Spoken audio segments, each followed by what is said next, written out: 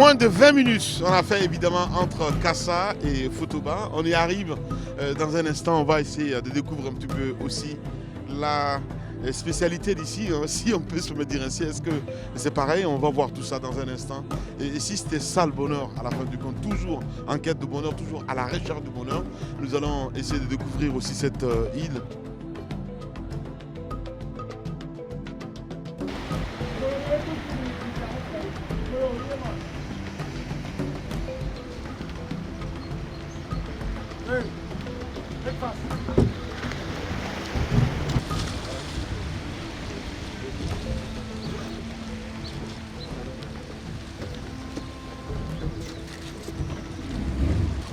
Bizarre parce que là c'est la Guinée-Bissau que je vois, justement on vient d'arriver. Et comme je le disais tantôt, l'autre particularité en fait c'est que c'est la terre ferme. Je n'arrive pas à comprendre comment c'est possible, mais c'est ce qui est intéressant finalement à la fin du compte. Parce qu'il n'y a pas de sable. Et ça c'est quand même extraordinaire. J'arrive pas à comprendre. Généralement je m'attendais plutôt à avoir du sable fin, mais c'est pas ce qu'on remarque. Et on parle aussi des prisonniers. Je ne comprends pas. On va peut-être poser des questions. Gros point d'interrogation. Et on parle de Bafata, ça c'est la Guinée-Bissau.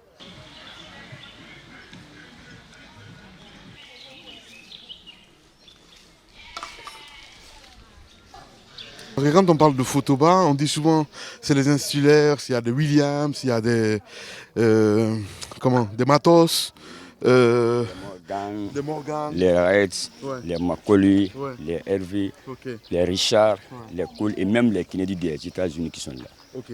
Comment expliquer cela?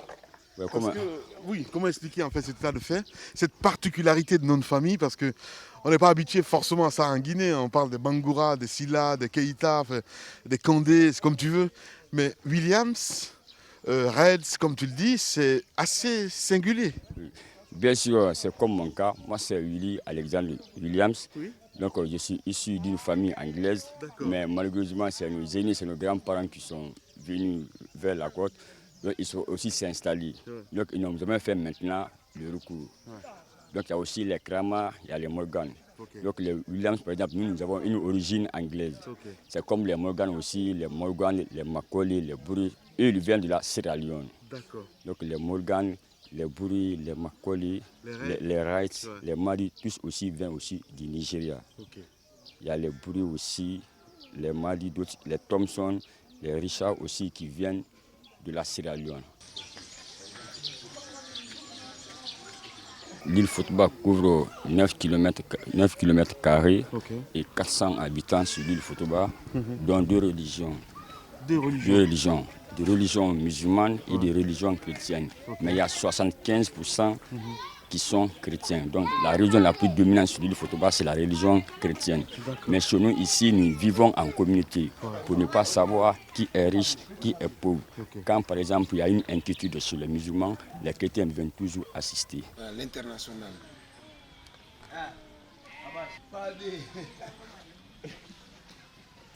Le cimetière aussi est divisé en deux parties. Donc la partie là, c'est chez les musulmans. Voilà, au fond là-bas, c'est chez les chrétiens. Et chez nous, ici, il n'y a pas de différence. Il y a aussi certaines familles dont tu peux trouver père chrétien, mère musulmane, ou mère musulmane, père chrétien, ou père musulman, mère musulmane, ou enfant chrétien.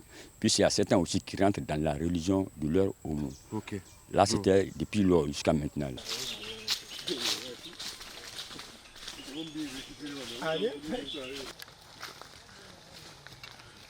Ok.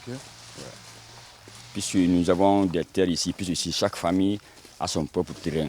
Donc il y a certaines qui font des cultures vivrières, comme le riz par exemple, le manioc, ainsi de suite. Ok. Ouais, et du concombre aussi, ainsi de suite. Du riz. Du riz. Et chacun aussi a sa propre plantation, son propre jardin. Ok. On va aller, vous allez nous faire voir, évidemment, la tombe de ce Waliou, c'est ça? Oui, le Wal de Gomba. Wal de C'était un grand empereur, Ouais. un saint, c'est-à-dire les hommes qui avaient beaucoup de privilèges envers Dieu. Ok. Il était guinéen de la Basse-Guinée, plus précisément, à Koba. Tout à l'heure, vous allez voir sa tombe.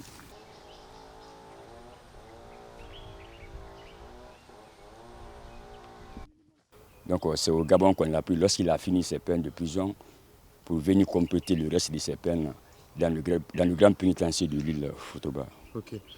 Sa spécialité, c'était quoi exactement? Ouais, sa spécialité, c'était un bâtisseur, un homme brave, un saint, un privilégié, mais qui luttait aussi contre l'esclavage. Donc, lui, sa position, c'était toujours un refus envers les Occidentaux pour l'entrée des Africains. D'accord, un révolutionnaire en fait. Oui, il était un révolutionnaire, oui. Ok. Donc, quand on l'a pris au Gabon, il y a une source là-bas à Oulia à la rentrée, et que c'était vers les 13h.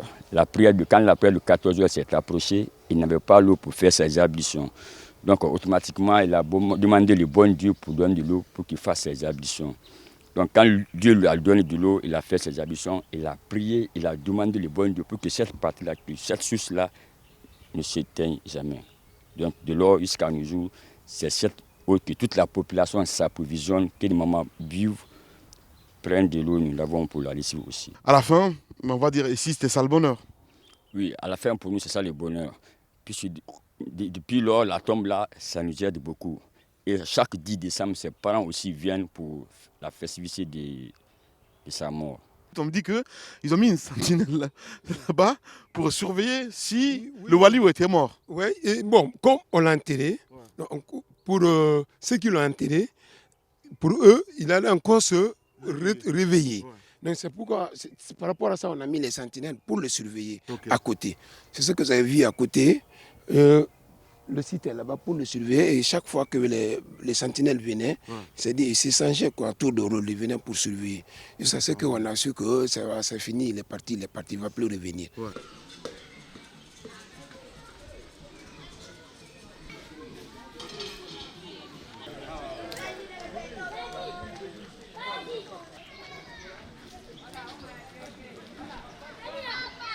Nous sommes maintenant dans un lieu, on va dire, historique. Oui, bien sûr, un lieu historique Ouais. qui se nomme École primaire Christian Bégué de Fotoba, Ok. qui date de 1905. C'est la plus vieille école de toute la Guinée, sur tout le territoire national. Ouais. La première école de Guinée. La première école de Guinée, Ouais. depuis le temps colonial. Et ce qui est bizarre, c'est que ça fonctionne toujours, hein. J'ai bien compris ça. Alors, forcément, il y a des têtes qui sont sorties de cette école. Oui, il y a les têtes qui sont sorties de l'école, il y a certains même qui sont devenus ministres, Ok. ambassadeurs, Ok. administrateurs civils, Ok. aides-ingénieurs, secrétaires. C'est comme le cas d'Edouard Benjamin qui a été le secrétaire exécutif de la CEDEAO. Ok. C'est par cette école même qu'il est passé. Il y a beaucoup de cas qui sont là, les Willy Benjamin, les Henri Foula, qui a été le ministre de la Pêche au temps du feu président, le général Lansana Conté à son nom.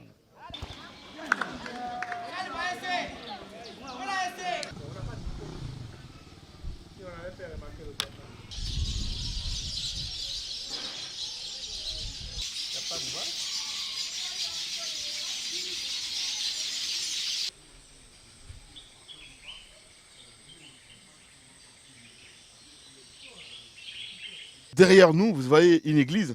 Et cette église, évidemment, a aussi une particularité, a une histoire.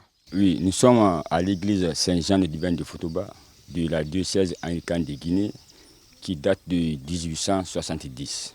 C'est-à-dire que c'est la deuxième vieille église de toute la Guinée, après celle de Boufa, plus précisément à Franzan, qui date de 1856.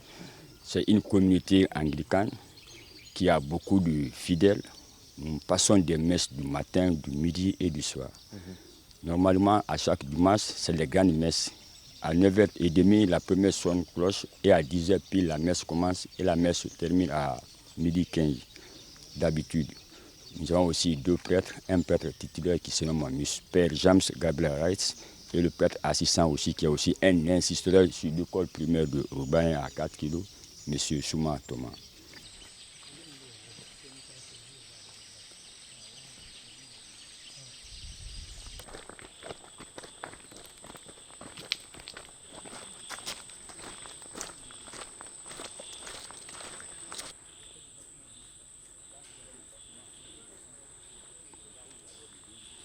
Le pénitencier de Fotoba qui date de 1905 et qui s'est arrêté en 1955, 3 ans avant l'indépendance. Maintenant, ce n'est plus opérationnel. Il n'y a pas de prisonniers ici. Maintenant, Officiellement. il n'y a plus de prisonniers ici officiellement. Officiellement. Officieusement, il y en a. Officieusement, il y en a. Bah, bien sûr. Et le pénitencier est divisé en 2 parties, donc 25 cellules individuelles. C'est-à-dire les 25 cellules individuelles, c'est là où on mettait une personne par cellule. Des hommes sains. C'était comme le cas de Walou de Gomba, des Cheikh Fantamadi, les Cheikh Tibili, les Alpha Diallo, Sama, etc. Et aussi, il y avait des cellules collectives. Mais les dernières cellules collectives, c'est là où on mettait par exemple 6, 7, 8 maxi dedans. Mais avec les prisonniers non agressifs. Puisque à l'époque, il y avait certains prisonniers qui étaient trop agressifs, les costauds, qui se battaient entre eux. Donc là, on était obligé de le faire sortir. On le fait sortir au dehors pour la torture. Des fois même, certains prisonniers, on mettait la chaîne sur leurs pieds et sur les bras et on le fouettait jusqu'à ce qu'ils soient tranquilles. Ils avaient aussi certains groupes de femmes, mais les femmes, elles n'étaient pas prisonnières. Les femmes étaient retenues spécialement pour la lessive des prisonniers et pour le manger des prisonniers. Là, c'était la salle de cuisine. C'est là-bas où les femmes préparaient. Après avoir préparé, elles mettent le riz dans les bols. Elles viennent à côté. Elles signalent le gardien ouvre la porte. Et c'est le gardien même en première position qui commence à goûter le manger pour ne pas qu'il y ait contamination. Par exemple, il rentre dans la cellule et elle distribue les bols cellule par cellule, chacun à sa part.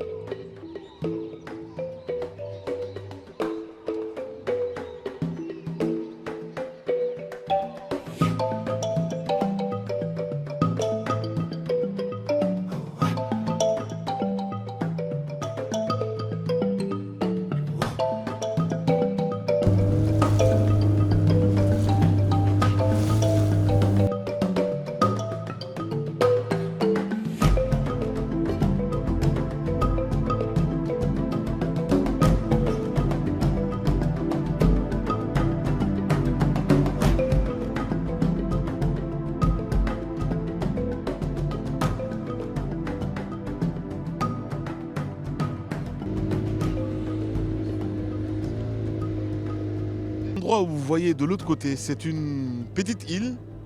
Et là-bas, en fait, c'est une île non habitée. Donc, ça fait que les gens y viennent, c'est juste pour faire le sacrifice. Et puis, après, ils se retournent. Apparemment, ce n'est pas une île habitée, donc ça fait que c'est mystique.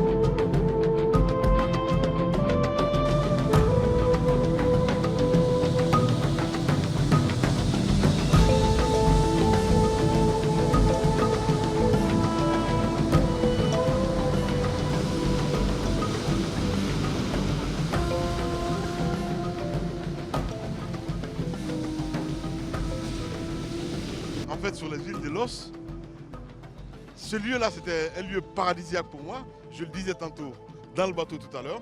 Mais je trouve des saletés comme ça sur la plage.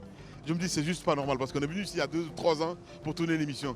Qu'est-ce qui s'est-il passé, mon cher ami Keita? Bon, au fait, rien Okay. ce matin parce que là, avec la saison pluvieuse, sinon ce matin, on avait tout rangé. Vous savez, la marée, elle est haute.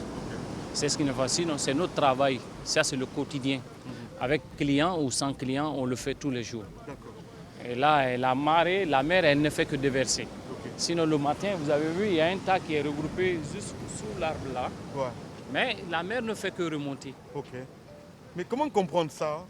En fait, cet état de fait, est-ce que ce qui est remonté là, ce n'est pas forcément les gens de Roum qui ont déversé, je veux dire, ces ordures-là. Ça vient d'où? De Conakry? Bon, ça vient de Roum. Il y a De une Roum. partie Ok. qui vient de Roum D'accord, et l'autre partie de Kassa d'accord, et de Boulbiné. ok. De Parce Conakry, que là, donc. de Conakry. Ok, La grande partie, elle vient de Conakry. ouais, Parce que là, en fait, on n'a aucun système d'incinération des poubelles. ok. En fait, on jette à la mer parce qu'on dit que la mer, elle va Ouais, absorbé. absorber. Et voilà. En même temps, ça rejette à la fin. Absolument. Comment ça se passe ces moments compliqués? On sait bien qu'il y a le Covid-19, entre autres. Comment vous arrivez à vous en sortir? Est-ce qu'il y a le tourisme qui vient dans ces lieux-là? Bon, pour l'instant, la fréquentation, ça a beaucoup diminué depuis qu'on a annoncé cette maladie. Ouais. Parce que nous-mêmes, nous vivons des temps durs, Ouais. mais on fait avec. Parce que là, c'est une pandémie qui frappe tout le monde entier. Et là, on vit et les quelques rares clients, les amoureux de la mer qui viennent. C'est le peu de services qu'on peut les offrir, c'est tout ce qu'on fait. En temps normal, vous êtes fermé là en fait. Non, pas encore. En temps normal, on ferme à partir de mi-juillet. En temps normal, mi-juillet. Oui. Et depuis l'apparition de cette maladie, qu'est-ce qui a changé? Surtout l'influence, la fréquentation, ça a beaucoup changé. Mais puisque nous, à Roum, on est un peu plus reculé de Conakry, on s'est dit bon, qu'on est à l'abri parce que là, les gens ils ne viennent pas. Mais on reste prudent parce que la maladie, on sait que comment ça se transmet. Mais le restaurant quand même est toujours ouvert. Le restaurant reste ouvert pour des petites choses que je peux offrir. Parce que là, et si un client me demande un truc que je peux trouver avec les pêcheurs, j'essaie de faire. Pour l'instant, c'est ça. Mais dire que les gens font des réservations à Conakry pour venir comme chaque week-end, et là, c'est pas ça. Ouais. C'est par hasard que je vois 2 ou 3 personnes sur la plage. C'est seulement ça pour l'instant.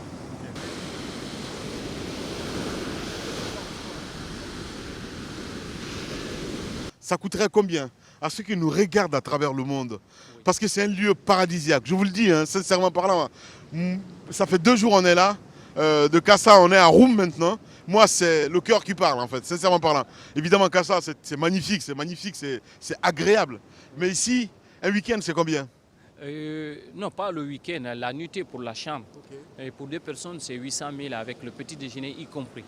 Donc, c'est qui fait 80 €. Oui, oui. Okay. Ouais. Oui, la nuitée, oui. La nuitée, pardon. Voilà.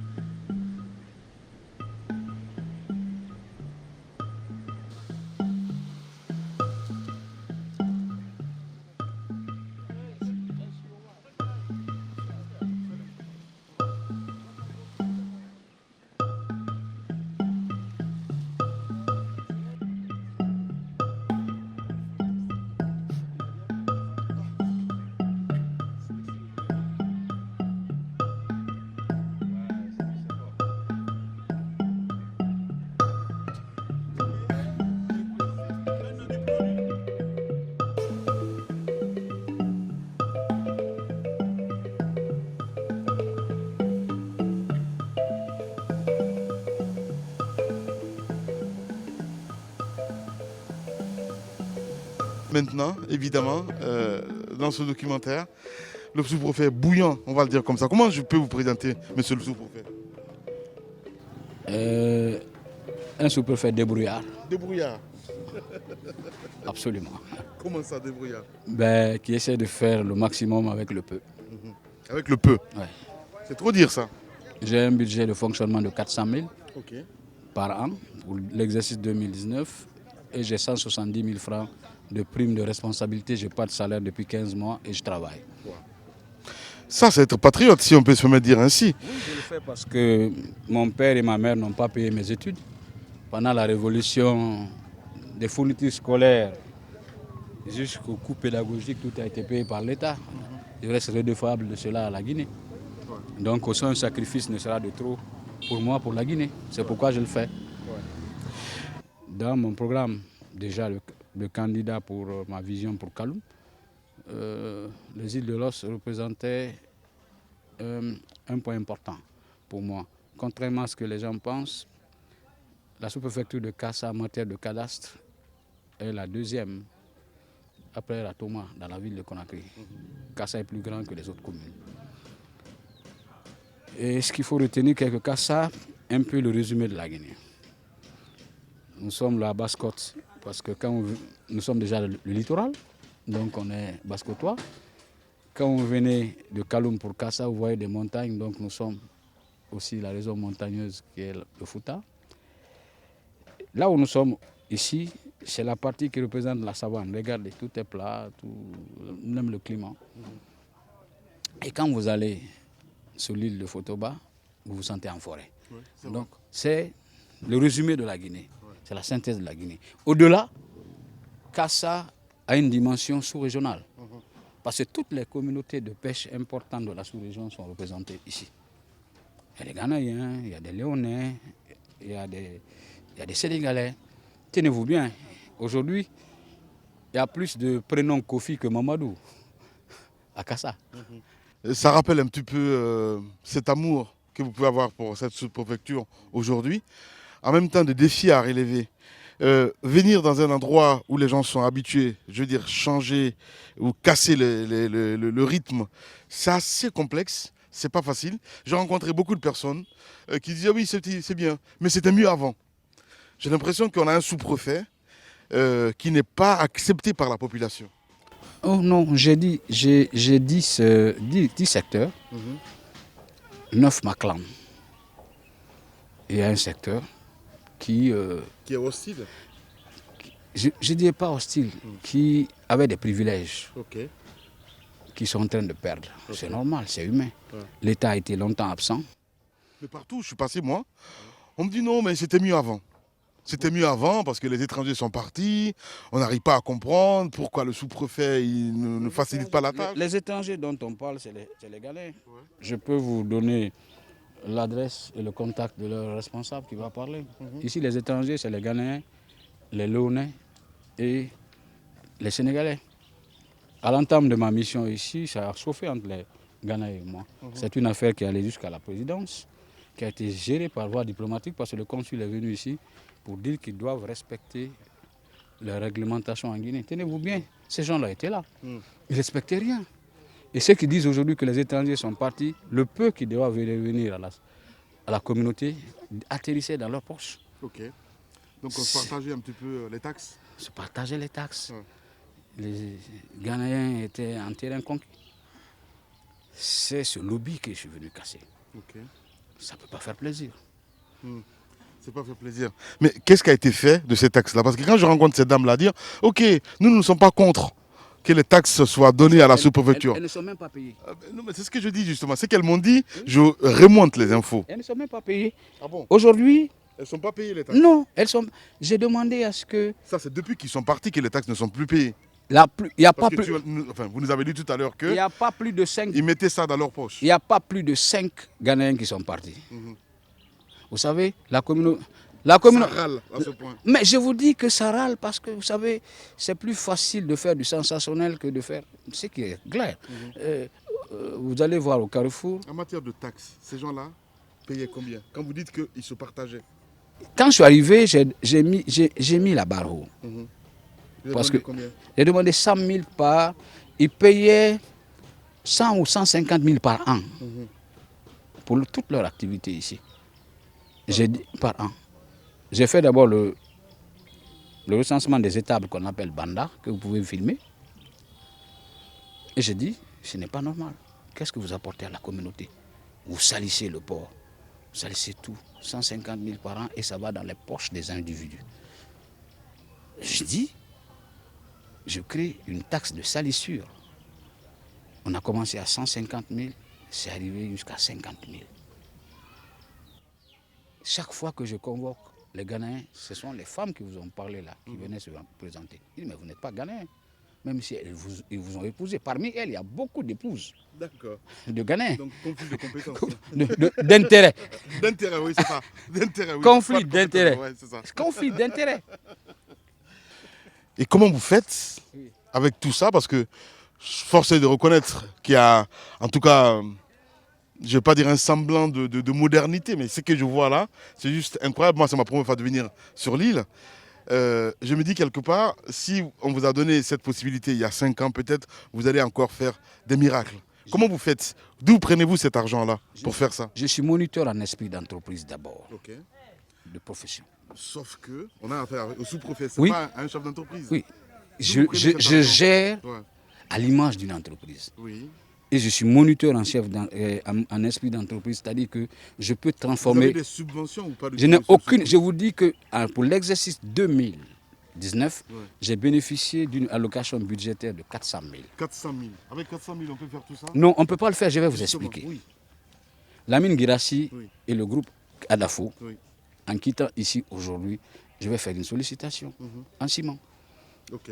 Et je connais la générosité de l'entreprise et la responsabilité sociétale de l'entreprise et la générosité de son fondateur. Je suis aujourd'hui à 16 forages. Ok. 12 ont été offerts par mes relations à moi, Donc par la communauté. pas par la communauté. Ok. Je vois. Mes Par relations, vos relations. mes relations, je suis consultant, j'ai un cabinet de consultants, sûr. je travaille pour les grandes entreprises, pour les grands patrons de ce pays qui m'accompagnent dans mon challenge. Ouais, je vois. Ils ont offert 12. Ouais. Topaz seul m'a offert 8 forages. Ok. Le groupe Magellan m'en a offert 2. D'accord. D'autres bonnes personnes m'en ont offert. Avant mon arrivée ici, chaque année, il y avait des maladies liées. Des maladies liées à un non-accès à l'eau. La fondation KPC est venue me restaurer tous les puits d'ici. Sonoriser la mosquée. Il y a une communauté En chrétienne. clair, c'est le management en C'est fait le management, c'est-à-dire- du sous-préfet qui a payé. On vous prend ici aujourd'hui, vous venez gérer Kassa à l'image de Adafo, vous donnez des résultats. Vous n'attendez pas l'État. Mon frère Girassi, nommez-moi administrateur du cimetière de Cameroun. Dans 3 mois, il sera convoité. Vous allez faire des miracles. C'est sûr. Bien.